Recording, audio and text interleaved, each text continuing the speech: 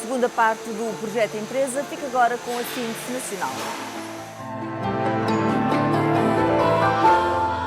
O caminho da Simpor é cada vez mais feito lá fora. A crise na Europa, em especial na Península Ibérica, trouxe quebras nos resultados. A Simpor está a investir fortemente no Brasil, estamos a construir uma fábrica nova e a aumentar uma outra, e estamos também a terminar alguns investimentos no Egito e temos outros no caminho que também já foram anunciados. Todos estes fora da Península Ibérica. A situação em Espanha, desse ponto de vista, é muito semelhante com Portugal. O mercado está a contrair e, portanto, não é necessária mais capacidade. Antes, pelo contrário, a capacidade que há está excedentária.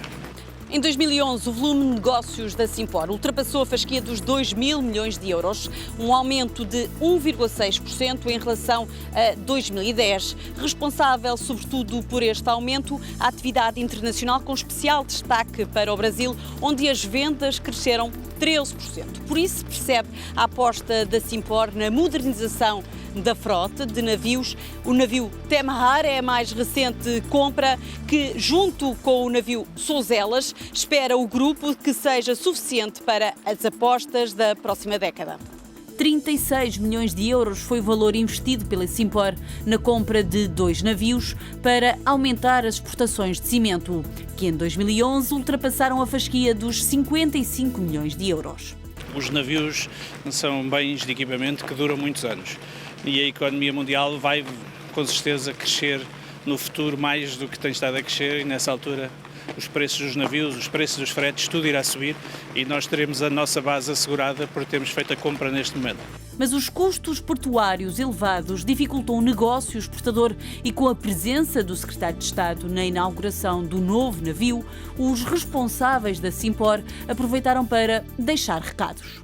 Eu quero aproveitar a sua presença para insistir na ideia, a qual vem sendo refletida no seio da comunidade empresarial exportadora, de que também é urgente olhar para a competitividade dos nossos portos, para que as nossas exportações sejam elas próprias mais competitivas. E eu aproveito para sublinhar exatamente essa vontade do Governo de reduzir a fatura portuária, não só com a revisão do regime do trabalho portuário, que é hoje uma obrigação que está inscrita no memorando de entendimento, sublinho também em diálogo com as organizações representativas dos trabalhadores, e através das administrações portuárias e do esquema de remuneração das concessões, nós procuraremos dar o sinal desse acréscimo de competitividade e redução do custo que queremos passar para o benefício da economia. O Governo promete baixar a fatura portuária para aumentar a competitividade dos exportadores como a Simpor, que, como frisaram os responsáveis, foi das poucas empresas nacionais a não sofrer downgrades das agências de rating.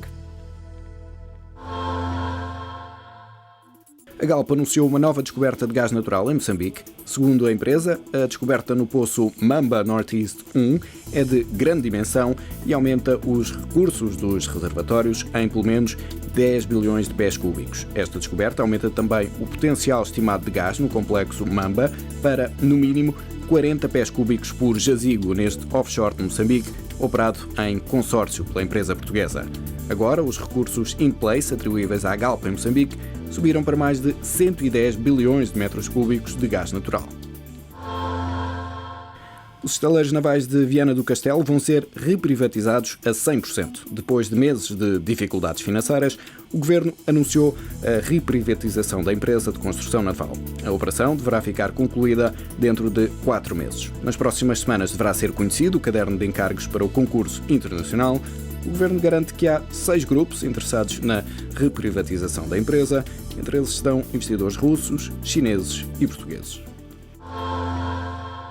A Sociedade Central de Cervejas deve abrir fábrica em Angola em 2014. Ao Económico, o administrador delegado, Alberto da Ponte, avançou que mantém esse objetivo, mas teve de adiar outro: ser líder do segmento de cervejas importadas em Angola. A dona da Sagres tinha programado conquistar essa liderança em 2012, mas adiou o objetivo para 2014. A exportação vai ser a estratégia para a empresa continuar a crescer este ano. 8 8 dias depois do lançamento mundial, o novo iPad 3 chegou a Portugal na sexta-feira. A nova versão do tablet da Apple apresenta um processador mais rápido, um ecrã com maior definição igual ao do iPhone 4S, câmara fotográfica de 5 megapixels e acesso à quarta geração móvel, embora este acesso mais rápido à internet não funcione na Europa. Em Portugal, as primeiras vendas estão a cargo dos operadores Vodafone e Ótimos. A TMN ainda não está a comercializar o novo gadget da Apple. O iPad 3 está disponível nas versões de 16, 32 e 64 GB. Os preços da Vodafone variam entre os 585 e 785 euros. Nos Estados Unidos e em mais 9 países que começaram a vender o iPad 3 uma semana antes, a Apple vendeu 3 milhões em 3 dias. A primeira versão do tablet demorou 80 dias a atingir este volume de vendas. Os analistas que seguem a empresa, agora liderada por Tim Cook, apostam que o iPad 3 vai bater todos os recordes da Apple. As estimativas apontam para 79,7 milhões de unidades do novo iPad vendidas este ano. Os lucros da Inditex, dona da Zara, cresceram 12% no ano passado. O grupo espanhol ultrapassou a H&M, o maior concorrente, apresentando resultados líquidos de 1.932 milhões de euros. Em tempos de crise, as vendas da Zara cresceram 10% e atingiram 13.793 milhões de euros. E aqui a Ásia e, sobretudo, a China tiveram um papel fundamental. Já a Embraer viu os seus resultados caírem 72% em 2011 para 156,3 milhões de reais, ou seja, 64,79 milhões de euros. Os últimos 3 meses do ano foram muito negativos para a empresa, que apresentou 71,14 milhões de euros de prejuízo. Ainda assim, ao longo do ano passado, a Embraer aumentou as receitas em 5% para os 4,08 milhões de euros. O IKEA vai investir 2,5 mil milhões de euros em Espanha. O grupo sueco pretende aumentar o número de lojas e apostar em novos centros comerciais no país vizinho. De acordo com o jornal Expansión, o IKEA quer abrir 14 novas lojas e 8 centros comerciais. O grupo pretende, desta forma, criar 38 mil postos de trabalho com o investimento. Tempo agora para o consultório com Alda Martins. Para atingir os objetivos orçamentais, o Ministério das Finanças conta com o aumento da receita fiscal, sendo que o combate à fraude e à evasão fiscal é um dos vetores principais deste potencial aumento de receita e que será feito através da cláusula anti-abuso. Diogo Bernardo Monteiro, obrigada mais uma vez por estar neste consultório empresarial. Exatamente do que é que falamos quando tratamos da cláusula anti-abuso? Bom, antes de mais, é correto o enquadramento da novidade, da semi-novidade da aplicação desta cláusula anti-abuso. Efetivamente, o Ministério das Finanças definiu um plano estratégico de combate à fraude e evasão fiscais e aduaneiras para os próximos anos de 2012 a 2014 e introduziu uma série de medidas, porque é essencial, de facto, aumentar as receitas fiscais. De entre esse conjunto de medidas fiscais, dentro desse plano, conta-se, em primeiro lugar, as alterações às regras de aplicação dessa cláusula anti-abuso e, por outro lado, o intensificar da aplicação dessa cláusula anti-abuso. Portanto, essas alterações das regras já tivemos, agora com a entrada em vigor do Orçamento de Estado para 2012, vamos ver agora exatamente de que modo é que isto vai ser dinamizado. Mas basicamente, para sintetizar, a cláusula anti-abuso, para quem não conhece exatamente do que é que se trata, é uma cláusula que permite, que dá na lei o poder à administração fiscal para, numa determinada operação, a administração fiscal olhar para essa operação não como ela foi estruturada juridicamente, mas como deveria ter sido estruturada juridicamente no sentido de obter mais receita fiscal. Dizendo um pouco de outra maneira, porque é um pouco complexo.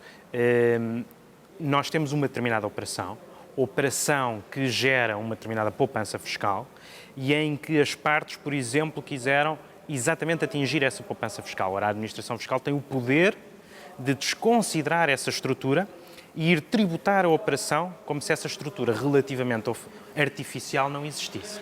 Consegue dar-nos um exemplo para quem nos está a ver perceber De melhor? facto, com Em exemplos, termos se calhar concretos. é mais fácil compreender, até porque, como dizia, é uma cláusula relativamente complexa e tem de tal maneira importância na vida das empresas que é necessário que se compreenda bem.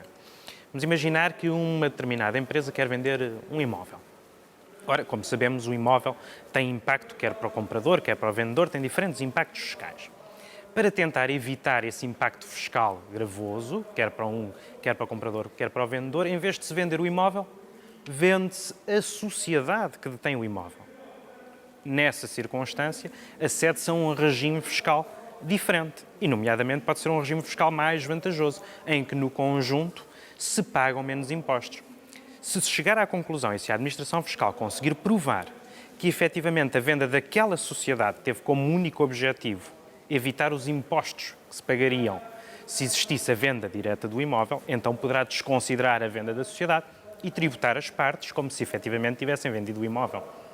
Então, efetivamente, quais são os objetivos desta norma fiscal? Bom, os objetivos desta norma fiscal é, de facto, dotar a Além administração daquele fiscal... maior da receita, não é? Exatamente. Do aumento da Além receita para o do Estado. aumento da receita, esse é sempre o objetivo da regra fiscal, mas aqui o objetivo é o combate à fraude e evasão fiscal, sobretudo o combate à utilização de formas artificiais e, portanto, ao chamado planeamento fiscal abusivo e agressivo. Aquilo que se pretende aqui, da parte da administração fiscal, é ter um mecanismo para poder desmontar aquelas situações em que claramente existiu um planeamento fiscal que ultrapassa as margens da lei. Mas estamos a falar efetivamente de uma novidade? É novidade naquele sentido em que faz parte agora no plano estratégico de um impulsionar, mas a cláusula geral anti-abuso já tem muitos anos. Agora, não teve foi a aplicação prática que a administração fiscal gostaria de ter. E por isso a novidade diz respeito àquelas alterações relativamente ao procedimento em concreto de aplicação da cláusula anti-abuso, alterações essas que visam facilitar a aplicação da cláusula.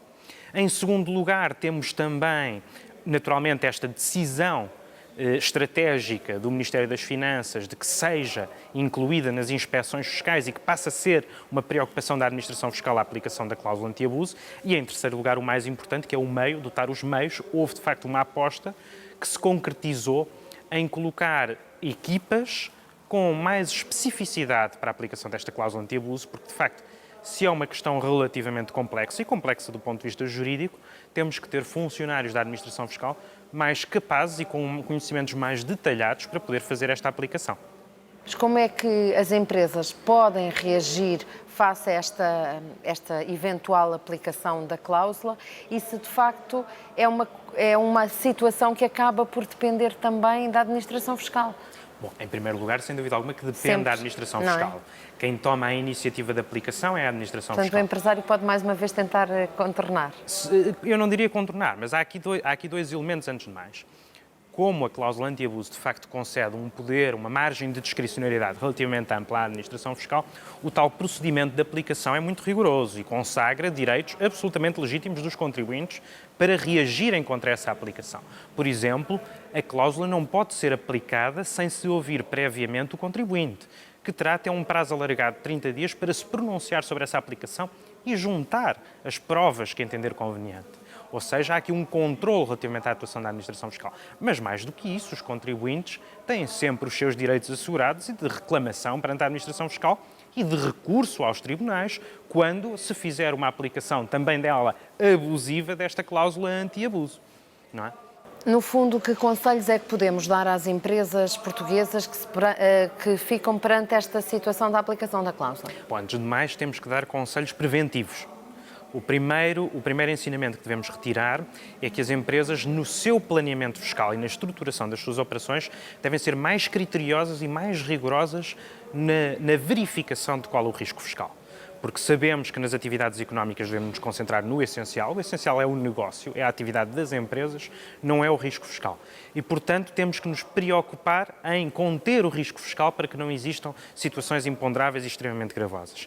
E existe, felizmente, uma maneira de contornar essas situações. Se uma determinada empresa vai realizar uma certa operação e considera que poderá existir um risco fiscal nessa operação, pode perfeitamente fazer um pedido de informação prévia à administração fiscal, em que a administração fiscal lhe vai dizer, perante uma dada situação, como é que irá reagir, com a vantagem de depois, posteriormente, não poder alterar a sua opinião. Ou seja, em situações que nós consideramos mais agressivas, temos aqui a segurança jurídica do nosso lado.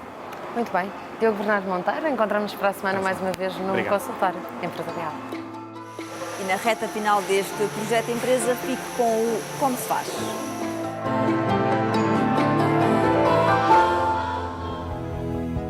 Com mais ou menos calor, qualquer altura é boa para comer um gelado.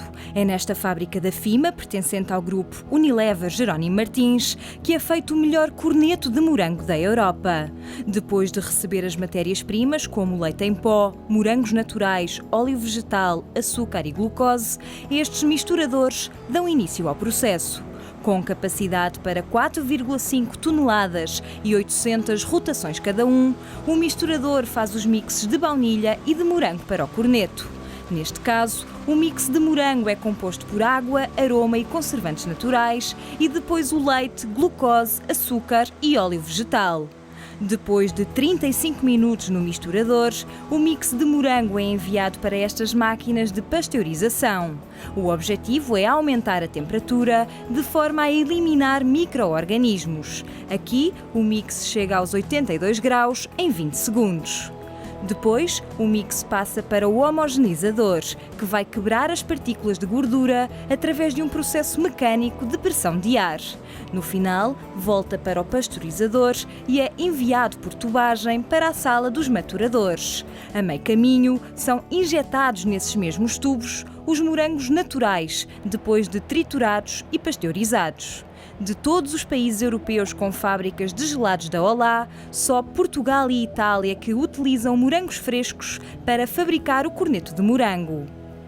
Na sala dos maturadores, a uma temperatura de 4 graus, os mixes de morango, de baunilha e o xarope de morango ficam a maturar no mínimo 2 horas e no máximo 72.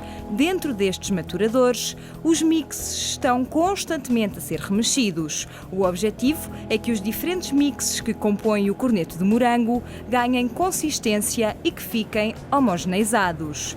Dos 38 maturadores, com capacidade para 9 toneladas cada um, 5 são exclusivos para o corneto de morango. Ao lado da sala dos maturadores encontra-se a sala do chocolate, utilizado em muitos gelados da Olá e também para forrar a bolacha do corneto. O chocolate é recebido em estado líquido e conservado a 45 graus. Quando o mix sai dos maturadores, entra por tubagem diretamente no freezer. Esta máquina é que faz o gelado propriamente dito, já que até aqui a mistura dos ingredientes ainda está em estado líquido. Com esta máquina é introduzido ar no mix do gelado. Depois é arrefecido para 5 ou 6 graus negativos e é batido para ficar mais espesso e cremoso. Já em forma de gelado cremoso, a Freezer envia o mix para a Big Drum, nome da linha de produção que faz o corneto de morango. Os cones são fornecidos por uma empresa portuguesa que envia as caixas da bolacha já com o papel de alumínio à volta.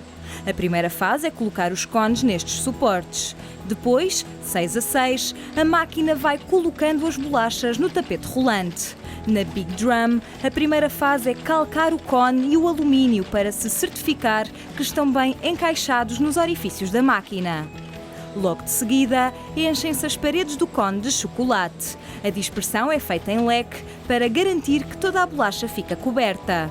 Com um sopro de ar, o processo de solidificação do chocolate é acelerado. Agora começa a fase do enchimento. Primeiro com o mix de morango até ao topo da bolacha. E depois com o mix de baunilha para a camada de gelado que sai do cone.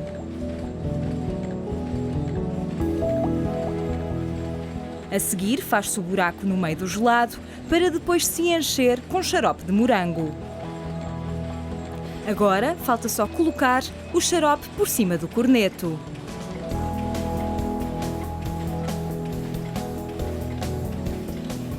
De seguida, a máquina coloca a tampa de cartão, achata os rebordos do papel e sai automaticamente para a passadeira rolante que conduz os cornetos para o túnel de refrigeração, que que está a menos 40 graus. Os cornetos circulam dentro deste túnel durante 45 minutos. Do outro lado, saem completamente congelados a uma temperatura de menos 18 graus, a mesma que a Olá obriga os cafés e restaurantes a ter nas arcas de gelados.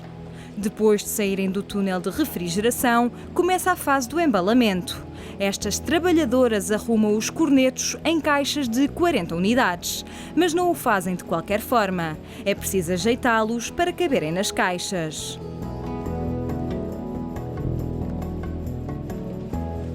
Depois, as caixas são fechadas automaticamente e seguem para o armazém de onde partem para todos os cafés e restaurantes do país. Agora é só deliciar-se.